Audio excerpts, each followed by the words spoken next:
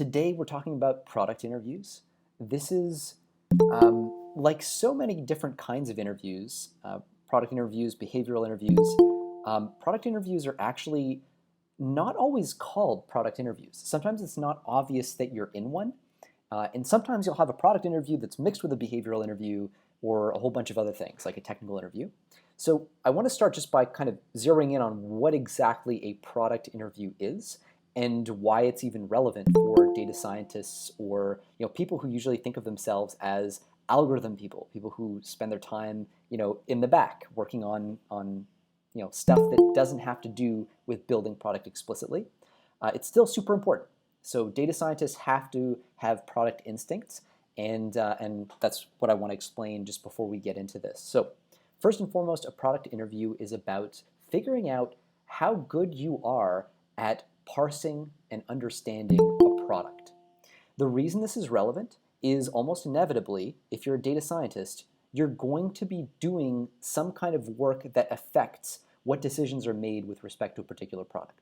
So a data analyst, for example, is going to have to figure out, okay, where are our users dropping off from our product? If you work at Netflix, why are people not renewing their subscriptions? If you work at Amazon, why are people not proceeding to check out with their shopping cart? Those questions actually involve a whole bunch of sub-questions. And in order to do a good job, you actually have to be really good at parsing and separating out those big product questions to make them quantifiable, to make them narrow, kind of hypothesizable questions, questions that you can make plausible and concrete hypotheses about. So it's really important for data analysts, obviously, for that reason. Data scientists are similarly. But if you're interested in building algorithms that are meant for end user consumption, so things like recommender systems, for example, then you need to be really good at product for a completely different reason. You have to have a good understanding of how users are using your product so you can put your recommender system, for example, in context, right? So at Netflix, it's really important that they deliver a recommender system that keeps you hooked, so that recommends something that you're very likely to want to watch right now. And that's a very subtle thing. It actually, it's surprisingly important how subtle that distinction is. Netflix isn't interested in giving you a movie that you might be interested in watching, tomorrow. They want to give you a movie that you want to watch right now because their goal is to get you to binge, to develop an addiction, to reinforce those dopamine reward pathways. And it's only by understanding the exact context in which a user is going to encounter your work product that you can actually mindfully build an algorithm around that use case, as sinister as it sounds in the context of Netflix. Of course, there are a whole bunch of better examples that are more, a little bit less ethically loaded.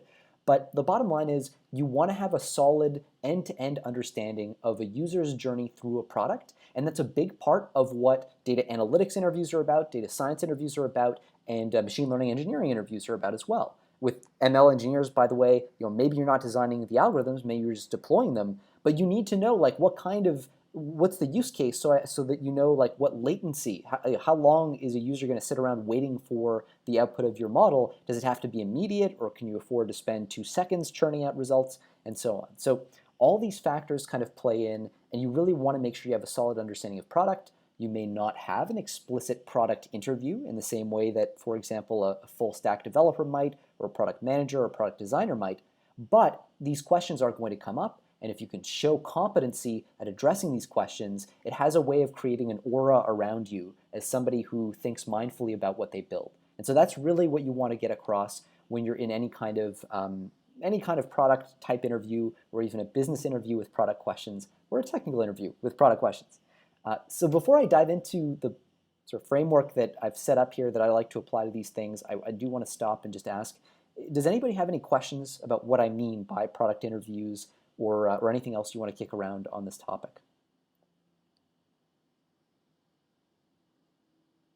Okay, cool.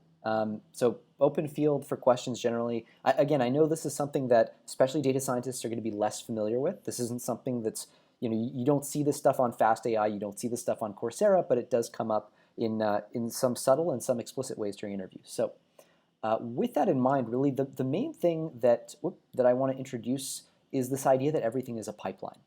Actually, before I show you an explicit pipeline, I'm just going to leave this slide up here for one more second. So when you run a sales process, a salesperson has a pipeline. At the top of their pipeline is a bunch of prospects, people they could reach out to but haven't yet. And these are very like low probability. Maybe 1% of these people will actually end up buying the product. But then as they reach out to their prospects, those prospects eventually become leads. And a lead is somebody you've actually reached out to. And a qualified lead is one who's gotten back to you and said, yeah, you know what, I think this product might be for me, let's talk some more. And so you start to gradually lead people further down this funnel. It's called a funnel because the shape gets gradually more narrow as more and more people leave because the product's not for them, or they've gotten pissed off at the salesperson or whatever it is. But ultimately, things get narrowed down until finally you're at the stage where people are actually putting their money on the line and buying the product. So everything sales is obviously there's a sales pipeline, but there's also a product user experience pipeline. And I really want to encourage you to think about the products you interact with on a day-to-day basis as being a sales pipeline that leads you to a specific experience. The goal, for example, of Twitter is to get you to land on their homepage before you have any kind of account. They're trying to sell you on creating an account. So you show up at Twitter and you're basically just a prospect. If you start to create an account, maybe then you become a lead or something like it. Anyway, as you proceed down that pipeline, gradually more and more people like you are going to leave. They're going to say, you know what, I don't feel like completing my profile today or whatever, and so on. And then you sign up. You're probably not done there yet. You still need to create your first tweet or something like that, which is a sign of engagement, starts to get you invested in the platform, and so on. Every product that you use will have some kind of pipeline associated with it, and getting really good at understanding the incredibly fine-grained steps in that pipeline is critical for getting complete product sets or getting a complete picture of a product. So I want to do that. I want to run you through an example of a product that all of you have in common, and that is Sharpest Minds. I want to show you a dummy example of a Sharpest Minds pipeline. This is exactly sort of like an interview question I asked actually to Alejandro when he came on board and interviewed with us, is I said, hey, I want you to walk me through our pipeline and where you think we lose the most users. So when somebody creates a mentee account, Sharpest Minds, there are all kinds of steps. You guys had to fill in a questionnaire, you had to find a mentor, this and that. So what are the steps where people leave the most? And his answers were mostly completely wrong. But it didn't matter. The point was he approached the problem thoughtfully. And you're going to be in the same situation. So I highly recommend before you go into an interview with a company, try to create an account with them or try to do their onboarding or get as close to it as you possibly can, and try to take down the micro steps of that process, asking yourself at each stage, gee, I wonder how many people would leave at this stage. And if you notice a step where a lot of people are leaving, that's a really good sign that's a step that needs focusing on. And already you can start to see where the data analytics effort starts to bear some fruit here, right? You bring in a data analyst, and the data analyst looks at your pipeline and says, oh, you're losing a lot of users between, if it's Twitter, between the moment they create an account and the moment they post their first tweet. Maybe users who post their first tweet tend to come back 5 times more often than users who just create an account and don't. So then that causes the whole product focus to change. Now you go, okay, we have to find a way to get users to post their first tweet. So maybe we create an onboarding flow, maybe we make some fancy kind of hand-holding instructions or whatever.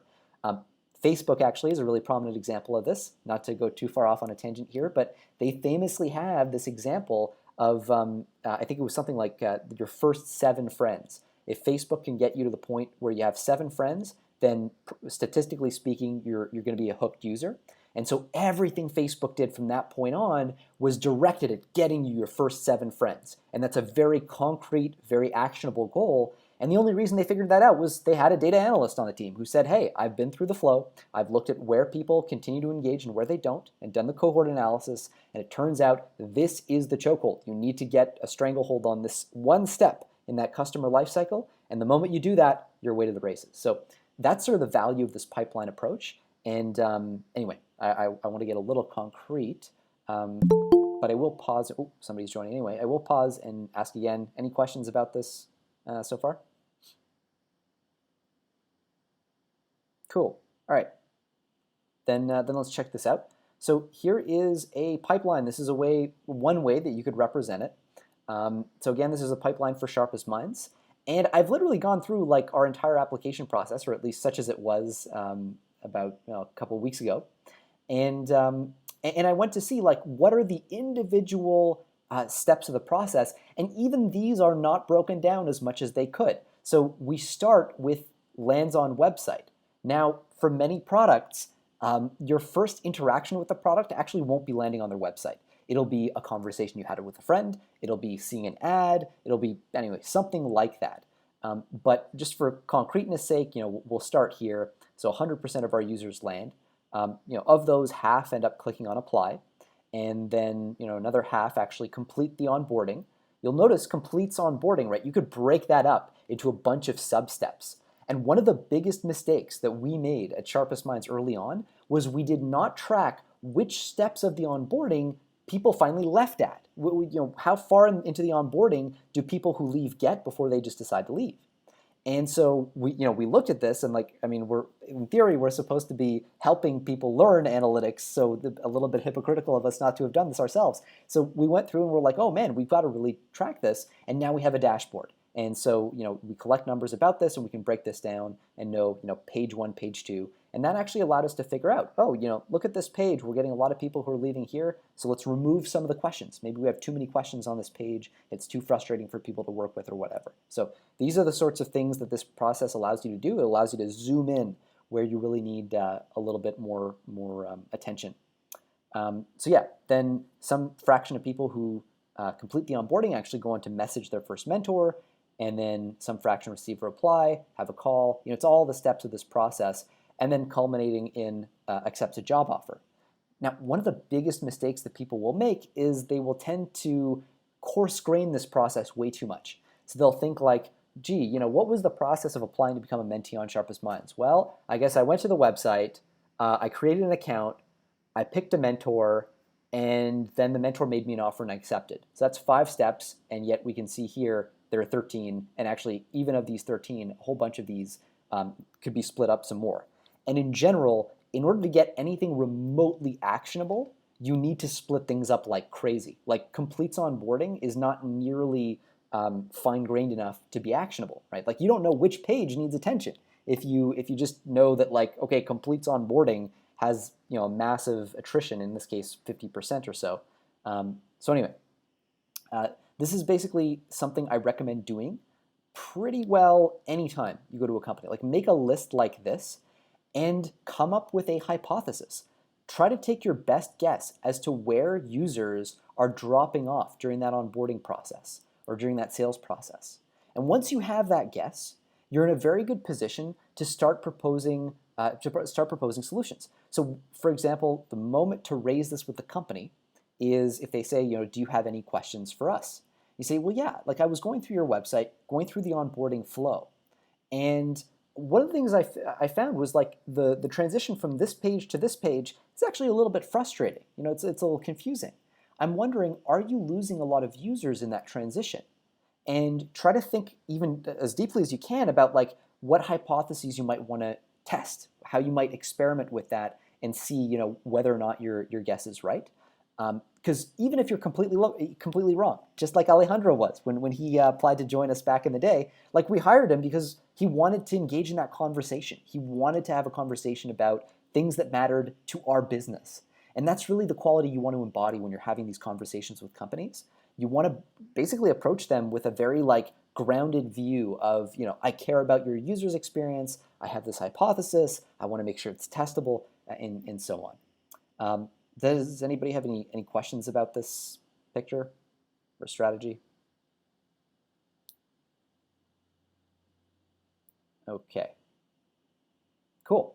Then what I really want to do is start looking at a couple of examples of specific products that we're all going to be at least reasonably familiar with, and just sort of ask people if they want to step up to the plate and share their best guess as to what the steps of the funnel might look like, and then after that I want to have a little conversation about business interview questions as well. So maybe for starters, I'll start with hopefully a product that most people have had experience with, and that'll be Airbnb. So Airbnb is a little complex as a product because it's got two sides to it. There are renters, and then there are hosts and there are guests. But I want to just focus on the guest experience. So just if you're looking to book a new Airbnb, um, you don't have to interact with the product at all.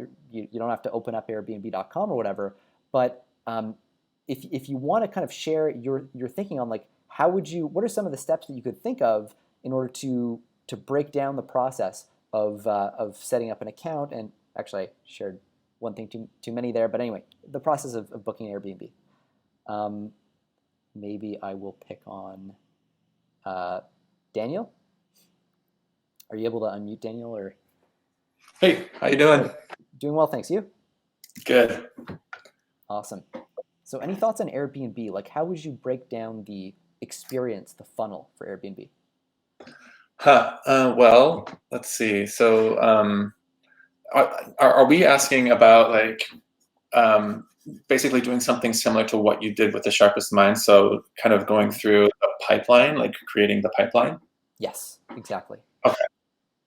Um, well, I haven't used it a ton, but I think that, at the very end of the pipeline is the individual is actually renting a property. Mhm. At the beginning, landing on the website, and so just basically filling in the gaps between those two. You mentioned setting up an account, so thanks for that freebie. I think after that, basically would watching their engagement sort of within the website at different levels count as like steps in the pipeline. So okay, so I would have to have knowledge of like basically the website and different parts of that website and where they might go. Mm-hmm. Okay. You can make something up that sounds plausible to you, just given that you're on the spot right here. Okay, I know there's a map, so like the person knows where they want to go. So that, let's say they've set up their account. I'm like typing while I'm going here, so I can No, that's think. great. Okay, and they have some idea of where they want to go, so they type that in. That brings them to the city where they want to go.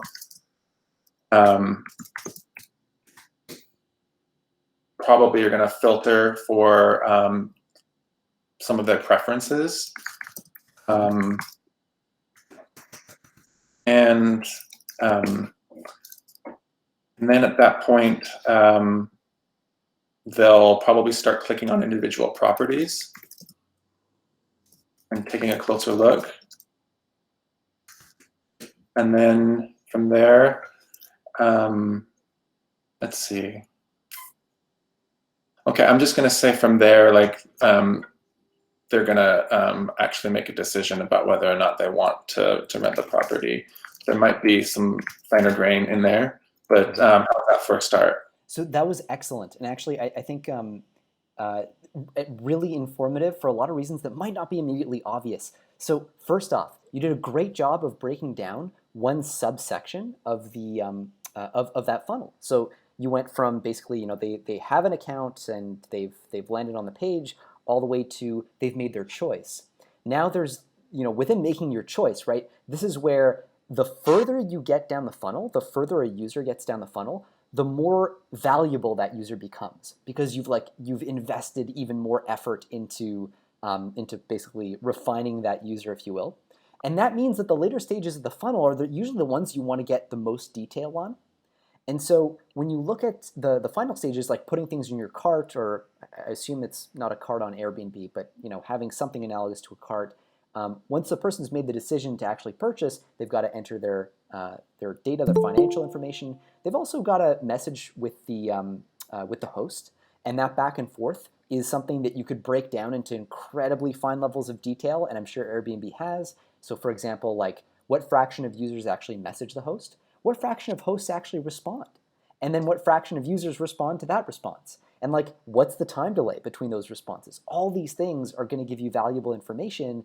And again, like you'll tend to find the most high resolution part of the analysis is going to happen closer to the point of purchase, because at that point the user is super valuable. They've got their credit card out. Statistically, in expectation value terms, they're about to give you some money, so they're extremely valuable.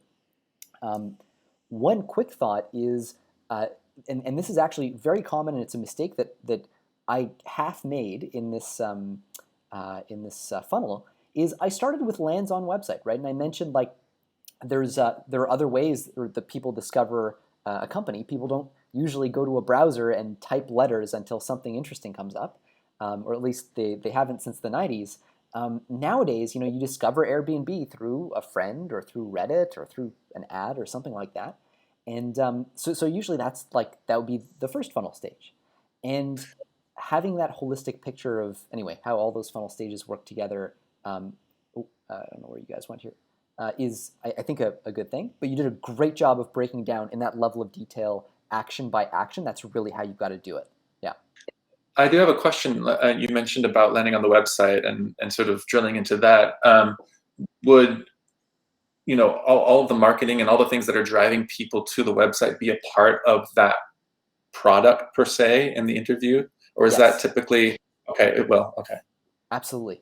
And in fact, so this is again like whether you're a machine learning engineer or data analyst, there's a sense in which doing this kind of analysis on a company's funnel is a way of almost just showing them respect, right? You're showing like, hey, I'm so interested in this product that I've gone through and like put some serious thought into it. And so Daniel, to your point, like if you can push that even further back, push your funnel up and say, what are their biggest marketing channels, right? Like let me take a guess. Is it, for Airbnb, is it mostly going to be this or that?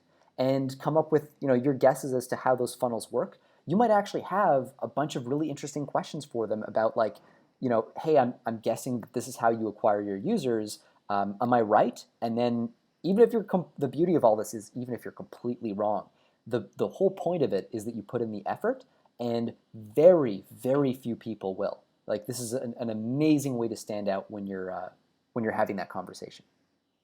If that makes sense, anyway. Yeah. Thank you. Yeah, no problem. Does anybody have any questions about that angle of things? Okay, cool. I'll maybe do like one more example, just to make sure we fleshed it out with a different kind of product. Maybe actually, yeah. Let's pick a common example. So Slack, right? We all are on Sharpest Mind Slack. If you think back to all the steps that you had to go through to set up your Slack account, like you can't remember them now, but that's why if you were applying to work at Slack, like you would want to create an account from scratch and like literally take down notes as to every single step. And again, the key thing is I think a lot of people don't do this because they're scared of getting it wrong. And at the end of the day, that's like that's just an opening for you to sweep in, because as I've said, it doesn't matter if you get it right or wrong. The point is that you're the kind of person who sees a business and immediately thinks of it, who sees a product and immediately thinks of it as a business. And you start to go, okay, like what are the areas that need to be optimized? You're really breaking it down as a process that you could then interrogate using analytics. Most people don't do that. They think that when they're offered an interview with a company that they just need to impress the person with like their knowledge of stats or whatever.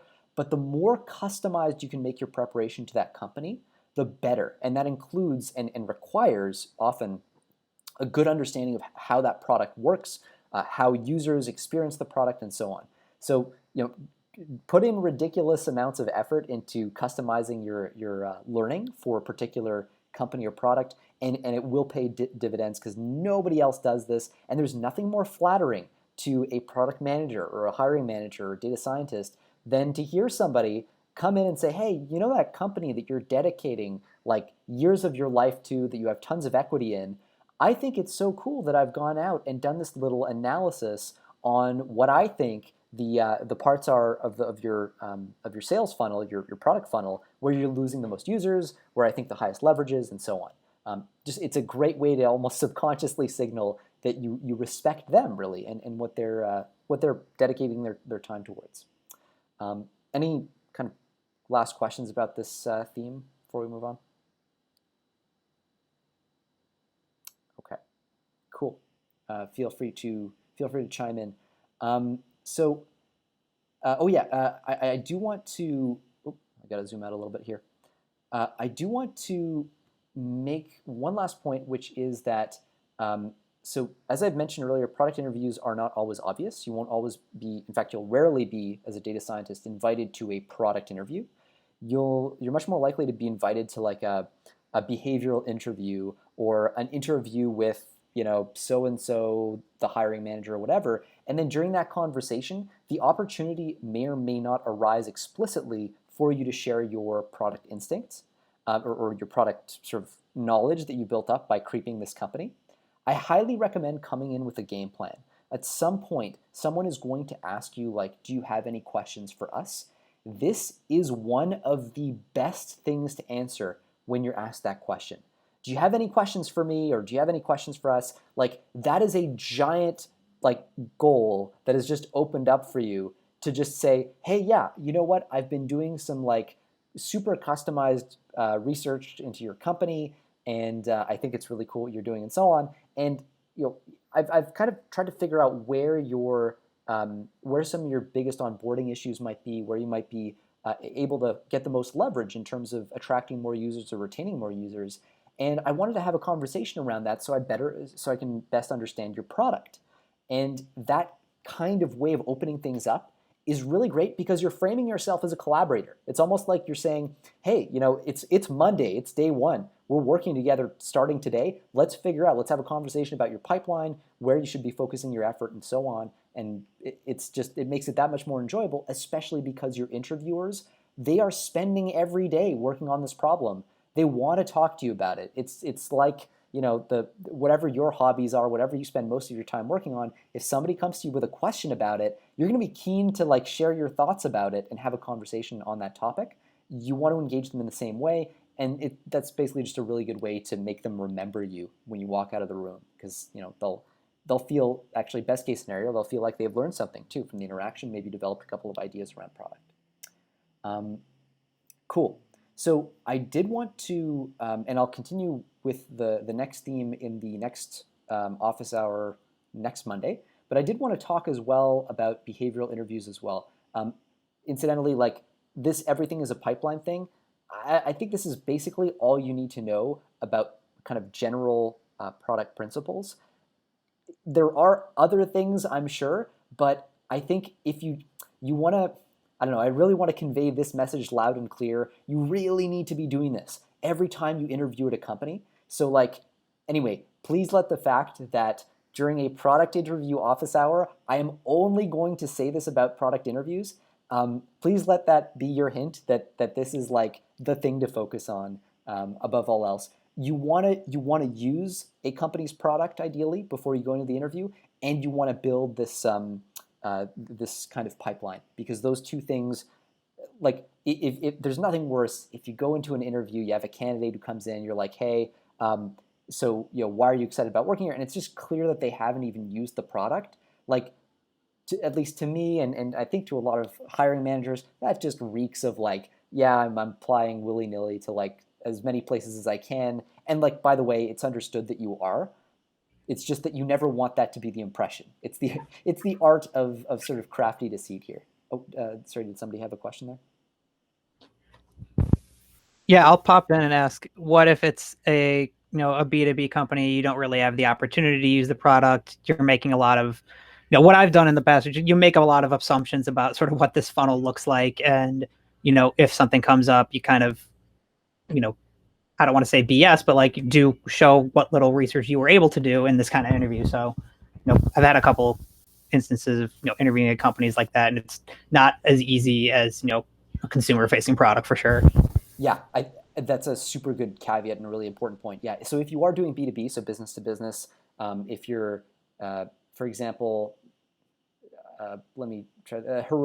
I guess Heroku could be. Let's say Heroku is only used by businesses, and like you've never used Heroku, you'd have to sign up for a paid account. There are a lot of B2B products where it's just like, it would cost you $10,000 to get a subscription or whatever, and that's out of the question. You're absolutely right, Joey. Like, so this circles back to that point that fundamentally, if you make a mistake in your analysis, all will be forgiven. The important thing is that you've actually thought about it. Because what people care about is if you're in the office, ass in seat on day one, are you going to be asking the right questions? Are you going to be asking questions that speak to business value and product value?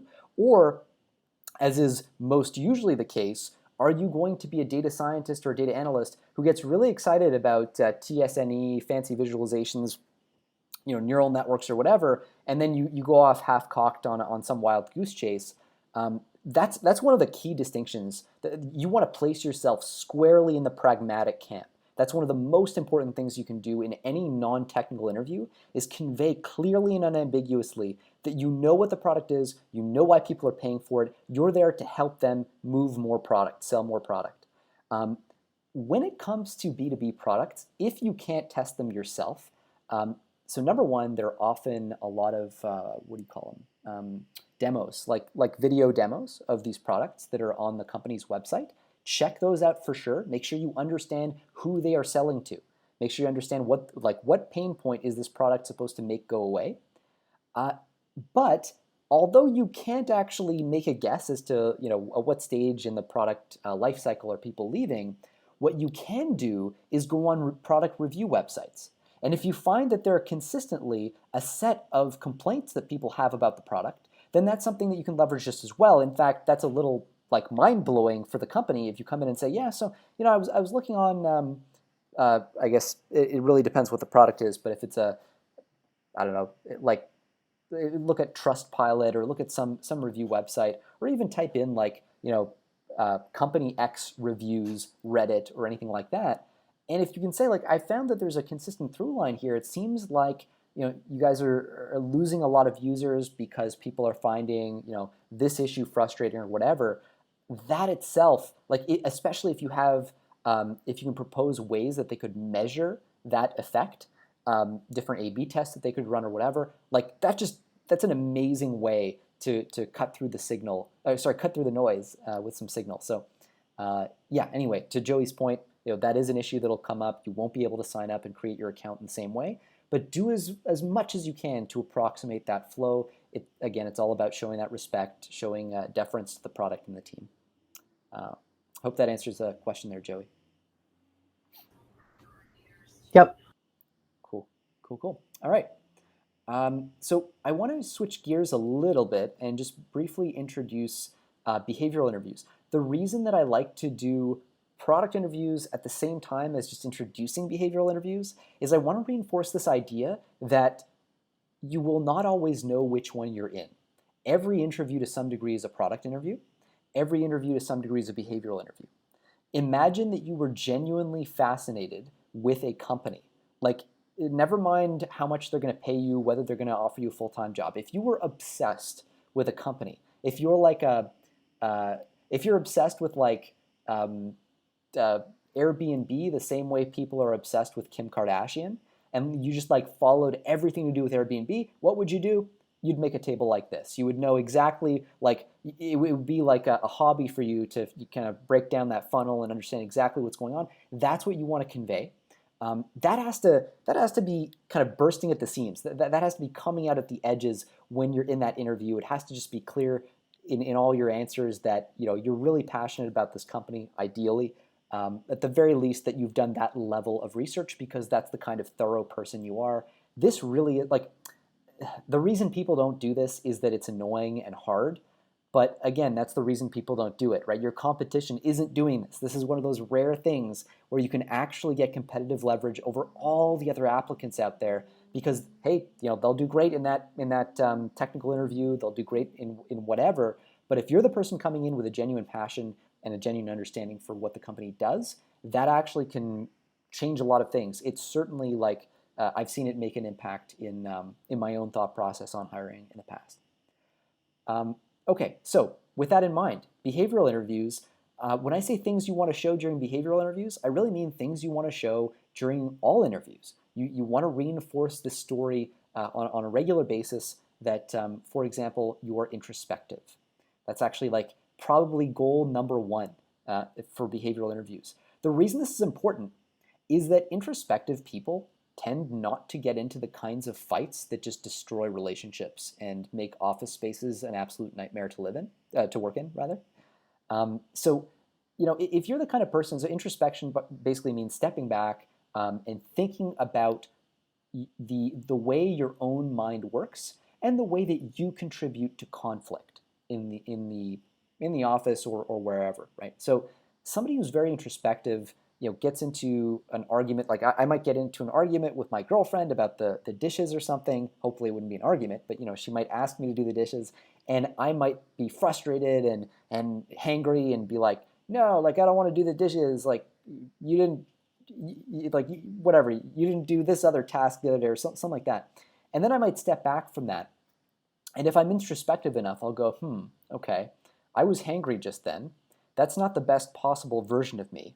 And because that wasn't the best possible version of me, I should probably act in the world in a way so as to recognize that failing and to try to undo it. So I'm less likely to circle around to her in a few minutes after that engagement and go, hey, like, you bitch, or whatever the hell. Like those kinds of counterproductive patterns of behavior are characteristic of people who just don't take ownership, who don't introspect, don't think about their role in any kind of workplace conflict.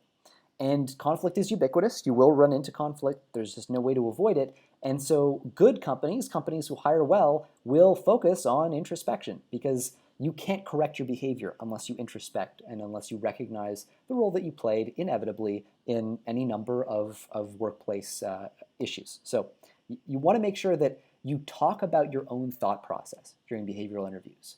You also want to show that you're able to act on it. So this is something like, I've definitely experienced this myself, where I will get into a conflict, and in the moment, there's like a voice in the back of my mind going like, yeah, you're in the wrong right now, and you're just defending your position because of your ego, because you don't want to walk away from the situation by taking the L, and that itself is another kind of problem. There's a spectrum of acting on introspection. If you're super good at mindfulness meditation, and you can catch yourself in the moment and actually say something like, whoa, I just realized I'm not actually putting forward the best version of myself right now. I need to take a second to cool off. That's amazing. That's A+ level. But along that continuum is, you have the ability to step back in a few minutes or even the following day, circle around to people and tell them, hey, you know what? I've been thinking about that interaction we just had, and here's me acting on it. Here's me making things right. I think I was wrong, blah, blah, blah, that sort of thing. And then also showing empathy. So the biggest way that empathy shows up in behavioral interviews, or one important way, is if you're confronted with a question like, tell me about your previous boss, especially if that didn't go very well, or tell me about a time where you had workplace conflict, or where you and your boss were in conflict, something like that. These are actually traps for people who are not introspective and are not empathetic. So I'll give you kind of a quick sense of how this might play out in two different ways, one with a low empathy approach and another with a high empathy approach. So low empathy is to not make any attempt to understand where the other person's coming from, what their little part of the world might look like. So if I talk about, like everyone, I've had the odd boss that wasn't great in my day. And if somebody asked me about them, and I were to say, yeah, so my last boss was an absolute nightmare. He was a jerk. And then there was this one time that he wanted me to build this feature. I knew it was the wrong feature to build, and he just wouldn't listen to me. And we got into a row over it. We had an argument, and whatever. Like, he was the asshole, basically. The moment you frame things that way, you've basically removed your ability to learn from that interaction. And this is something that happens surprisingly often. So the moment you decide to assume like, oh, the other person was totally at fault, I don't need to make any effort to get in between their ears and understand how they were thinking, you remove that opportunity to go, wait, like, what was my role in this? And like, how should I act in the world to undo any damage that I did or prevent myself from making similar mistakes in the future? And so this is really where the empathy side becomes important, even when you are telling a story about a person that you absolutely hate, who treated you terribly. Your job is to be their defense attorney. So when you're speaking about another person, especially somebody who wronged you in the context of a behavioral interview, you are the defense attorney for that person. It's going to suck You're going to grit your teeth sometimes and you'll be like, oh, they don't deserve this. But that's the moment where you're showing that ability to really like be empathetic and to convey as well to the interviewer, like, man, if I ever get into a fight or an argument with this person, they're going to represent me well on the other side, right? Nobody wants to hire somebody who is really good at trash talking the last person who hired them. So this idea of stepping back and saying, well, my boss had a really rough time. She was very, very busy. I can understand that she had all the stuff going on. And at the moment that I approached her, there were all these extenuating circumstances, and the net result was she was, a little impatient, and I didn't approach the situation as well as I could. In hindsight, maybe I could have waited for a different moment or whatever. Like all those little modifiers are really key because they soften the blow essentially. They make it seem like you're not trying to dig the dagger into the back of this person who's not even there to represent themselves after all. So anyway, just I guess a couple of principles there.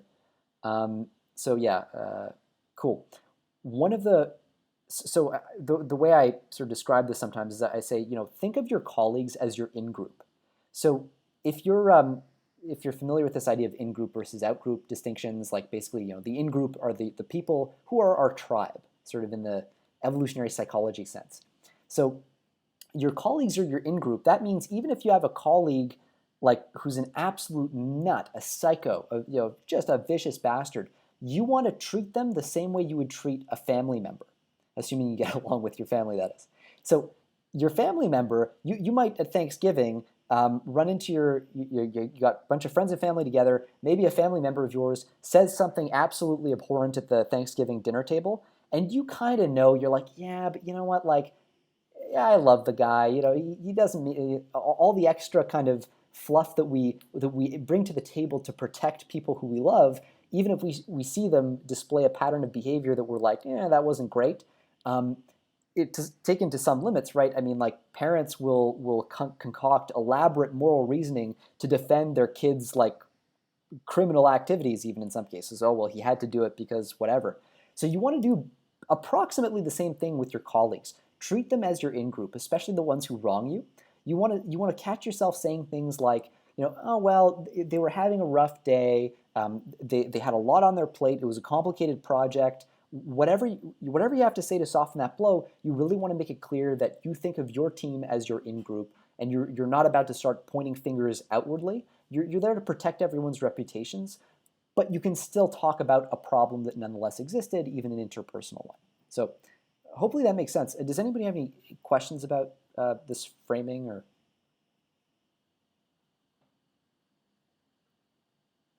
Okay, hopefully that silence isn't isn't disagreement or anything else. So one last thing I'll mention is in providing an answer to a behavioral interview question. So one landmine you definitely want to avoid is that empathy landmine. So you're the defense attorney of all the bad people in your life. That's number one. Number two, it's easy to provide answers to questions like, what was a time when you had a workplace conflict? Or I don't know, when did a boss ask you to do something unreasonable or whatever? It's easy to provide an answer to those questions that's almost too clinical. So somebody says, when was the last time you had a workplace conflict? And you go, well, you end up sounding like a cop. Well, there was a white male who approached me and asked me this, and then I said this, and then this happened, and that's it, right? So you fall into this trap of just describing a situation when what you really want to do, what these questions are really getting at, is introspection. And you have not shown introspection if you just describe clinically what happened in the interaction. So in addition to describing the situation, try to make sure that you identify a take-home lesson from the experience. If something went wrong, if you had a boss who like chewed you out in front of a bunch of people, yeah, there are probably going to be a bunch of take-home lessons there for you. And if you're able to answer the question and say, from that experience, I learned that blank, then that's how you get to an A+ answer, right? You're not just a person that life happens to. You're a person who experiences certain events, and then you go, oh, like let me act on that, or let me derive a lesson from that.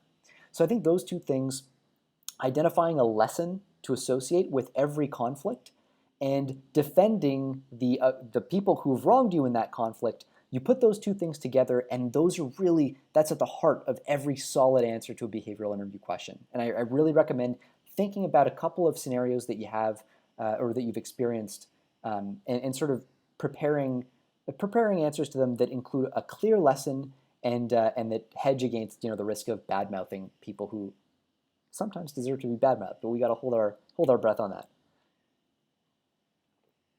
Yeah, right. Also, the identifying the lesson piece does hint at a bias towards action, which is always helpful, right? So if you get into a conflict and then you step back and go, like, what was my role in that? And like, what could I have done differently?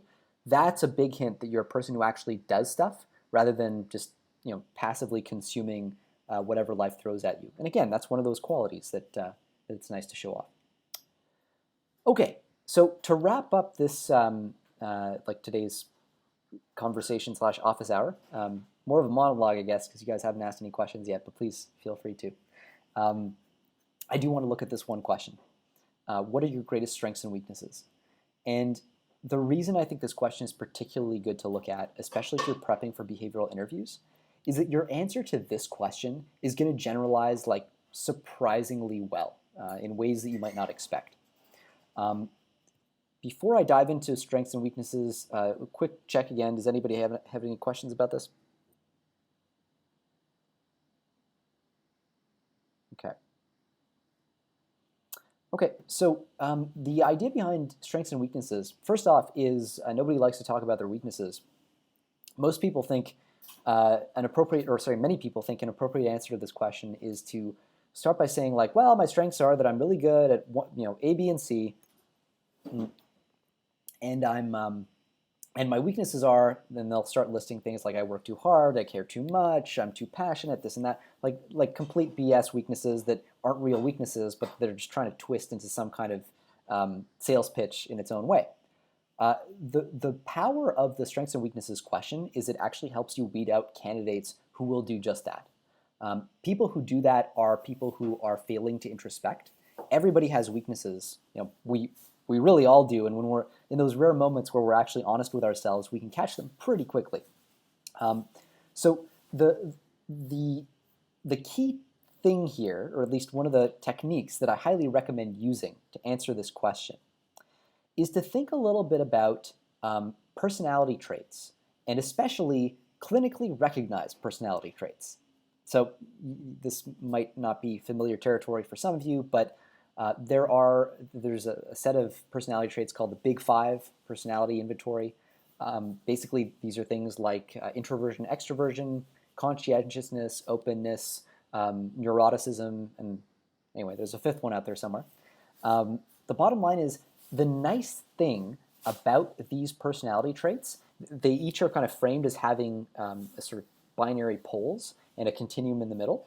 I like to talk about introversion, extroversion a fair bit just because I think it comes more naturally to most people. So introverts and extroverts have different strengths and weaknesses. And if you answer this question by starting and saying like, hey, so I'm an introvert, and as a result, I'm really good at long periods of focused work because I don't easily get distracted by social interaction. Strength. However, because I'm an introvert and social interaction with other people costs me energy, I tend to avoid it sometimes to my detriment. And that can lead to me working on things for too long when I really should be checking in my work with others to confirm that I'm on the right track. And there's your weakness. And by framing it with respect to a personality trait that is almost clinical, that you can kind of objectify and say, hey, like this is my introversion. Look at my introversion there. Here is the effect that this has. It has a strength associated with it and a weakness associated with it. You're able to provide an answer that hopefully to you will feel less personally probing, and that'll also allow other people to identify more with you. So as if you're an introvert or an extrovert, it's pretty much 50-50 odds that the person interviewing you will be an introvert or an extrovert as well. So there's a 50% chance right off the bat that they'll identify deeply with whatever it is that you're going to provide as an answer. And if you have more than one interviewer, that probability only goes up. So it's a really good way to build that initial rapport, and it shows that you're introspective. because you've clearly thought about your personality to the point of being able to label yourself as an introvert or an extrovert. And again, that kind of makes the point without directly saying it outright that you are an introspective person. So what I recommend doing is start by looking up a personality inventory. I can post a link to a free one on Slack after this. And so fill out the personality inventory, basically personality test. A lot of these are BS, quite frankly, but some of them are not. And the Big Five personality test is not. It's actually based on factor analysis, which basically it's like a reverse PCA, principal components analysis, to figure out what are the 5 most significant dimensions of human personality based on quiz results. So it is grounded in quantitative thinking, to the extent that that helps those of you who are more kind of quantitatively minded, which I think is going to be most of us. So anyway, fill out one of those quizzes. Look at your personality traits that come out of that, and maybe you're more on the conscientious side. If you're super conscientious, maybe that means that you're drilling. You tend to drill too deep into something, get too in the weeds, and you fail to see the forest for the trees. If you're not conscientious enough, then you're too focused on big picture strategy, and you find it hard to get excited about detail work. There are all kinds of different trade-offs, but you can see how natural these things sound too. It's almost to the point where it's impossible to talk about strengths without talking about weaknesses at the same time, and that helps to reinforce with your interviewer the fact that there is a trade-off. If you want me for my strengths, you're going to have to accept me for my weaknesses. And actually, I'll sort of park that thought here too, in case. Does anybody have any questions about that?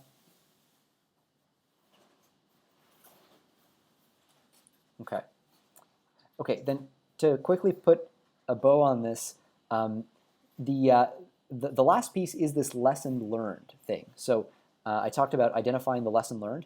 Even the strengths and weaknesses thing kind of has a lesson learned component to it. When you talk about your weaknesses, you want to also talk about techniques that you've deployed to address them. So a full answer to this question, like an A++ answer, would be something like, well, I'm an introvert, and as a result, I'm really good at long periods of focused work. And the downside is that I tend to bear down and avoid contact with other people to the point where sometimes I end up working on stuff that other people would have looked at earlier and said, oh, no, don't do that, do this. So I end up wasting a lot of time. As a result, I make it a habit to check in with myself, to set a timer every 30 minutes that goes off and tells me, hey, if you haven't thought about checking in with other people, think about it now. And that reminds me to actually get out of my seat and check in with other people on what I'm working on. So just by mentioning a technique that I've actually deployed, what I'm really showing is like, man, I've thought about this before. And as a result, I'm very introspective, and I have that bias towards action that that comes with identifying the lesson learned and actually developing a strategy. So I think that's all I want to say for now. I'm going to save the rest for the behavioral interview session next week. But just to park that thought there, does anybody have any questions about any of the stuff we've talked about, product interviews, behavioral?